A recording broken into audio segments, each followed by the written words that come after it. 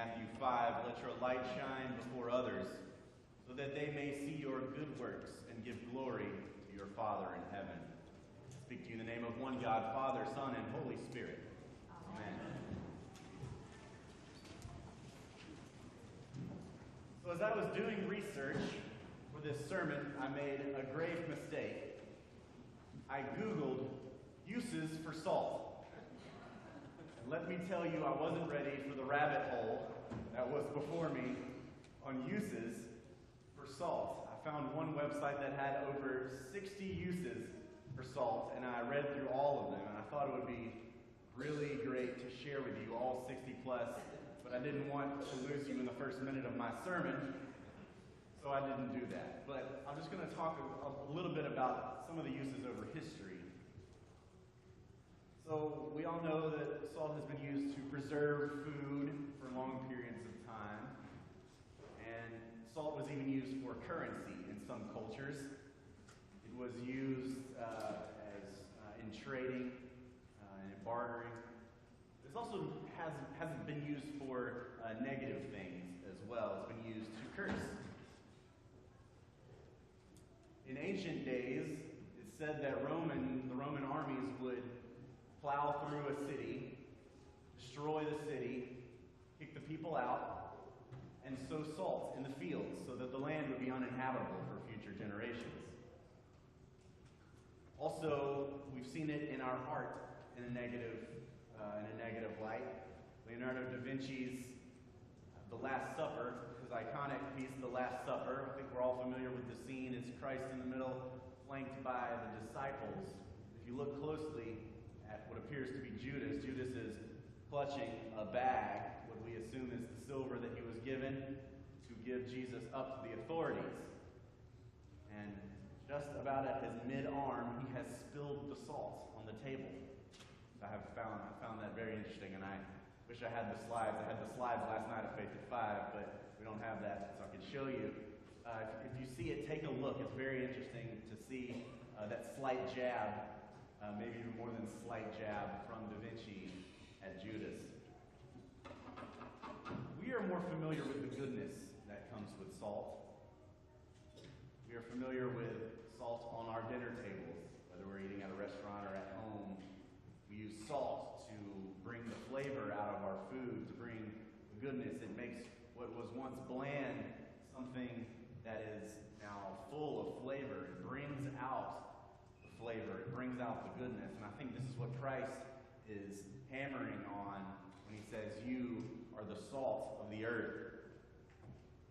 Now, this is basically part 2 of the Sermon on the Mount. Part 1 was last week, where we heard Jesus calling all of these different types of people, all these categories of people, the meek, the mourning, those who are persecuted. He calls them blessed. What's interesting is that these are people who would not have been used to hearing that they are blessed. These are people from the outside, people who have been told that they need to wait on the other side, wait on the outside. These are the vulnerable people. And what Christ has done, Christ has flipped the expectations of everyone listening on their heads. Here, Jesus has a direct challenge to the disciples and to us. He says, you are the salt of the earth. I think what he's saying is he's reminding them of the gravity and the importance of their job as disciples. He's reminding them that they have the ability and the responsibility to bring the goodness out and share it with the world around them. But he also warns that they can lose their saltiness. And how do they lose their saltiness? I think what he is saying is that if you lose your saltiness by neglecting your responsibility and forgetting that you have this great responsibility, that what you're doing as a disciple is important. It then says, you are the light of the world. You are the light of the world. What a great distinction that is. It's highlighting even more the importance. It said a city on a hill cannot be hid. Again, this is Jesus saying his disciples are set apart. Disciples are really something special. They are part of something special. You are the light of the world. Recently, I've had a lot of trouble being on social media. It's impossible to be on social media without seeing every other, at least for me, without seeing every other post on Facebook and every other tweet being something negative said to the other side. People have been downright mean. I've seen my friends lobbing pot shots at each other because of where they stand on certain political leanings. And in this time in our political culture, it's really hard. It's been really hard for me to just be on here and see all this happening, seeing the really mean things that people are saying to each other. The general feeling of contempt that we see tweet after tweet and comment after comment, status after status. And I've been challenged, I feel like. I've felt to myself, how am I called to be when I'm surrounded by all of this, when all I'm taking in on TV and on social media is the negativity and the hard language that's thrown at each other. I've been challenged to say, how is this going to shape my faith? How can I be salt and light in this situation?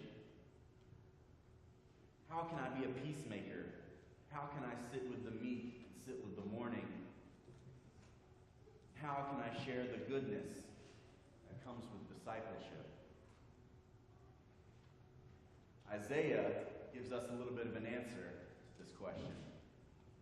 Isaiah is very clear. You know, as Episcopalians and Anglicans, we like to have an either or. We like option A or option B. But Isaiah doesn't give us an either or. He doesn't give us an option B. He says very clearly that it's a faithful worship. It's a call to faithful worship that leads us to loose the bonds of injustice, share bread with the hungry, care for the homeless. That is how we let our light shine before others. That is how we live in contrast to the status quo. That is how we embrace the hard work of discipleship. Now, being salt and light, that's difficult, but we have to remember that every light has a source. Every light has a source, and our source is God. And where do we experience God but here together in worship? We experience God here together in worship. And my friends, worship is the most important thing that we can do together. When we come to this altar here, we take in the words, we consume the body and blood of Christ. We unite ourselves with Christ and with one another. We prepare ourselves to go out and do the hard work that is Christ's work in the world.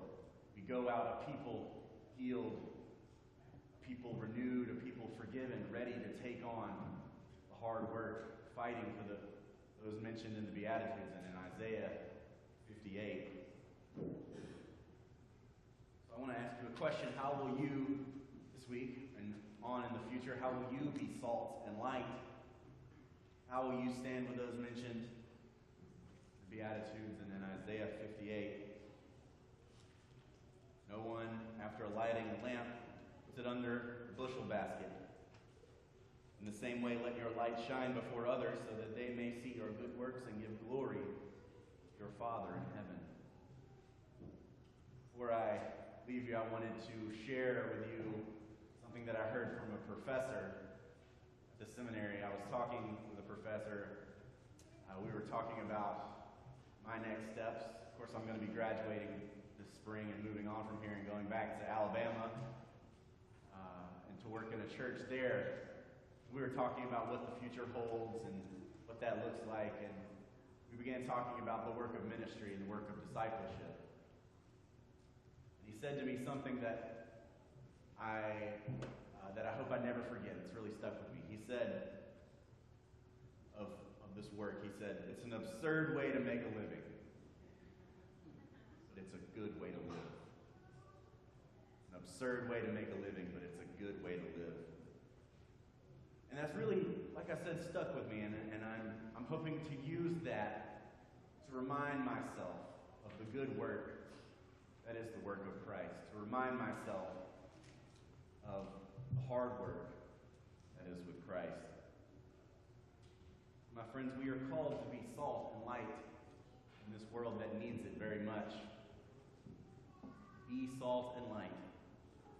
Always remember that the work of Christ is difficult. Always remember that God is with us. Christ is with us. Remember that it is good work.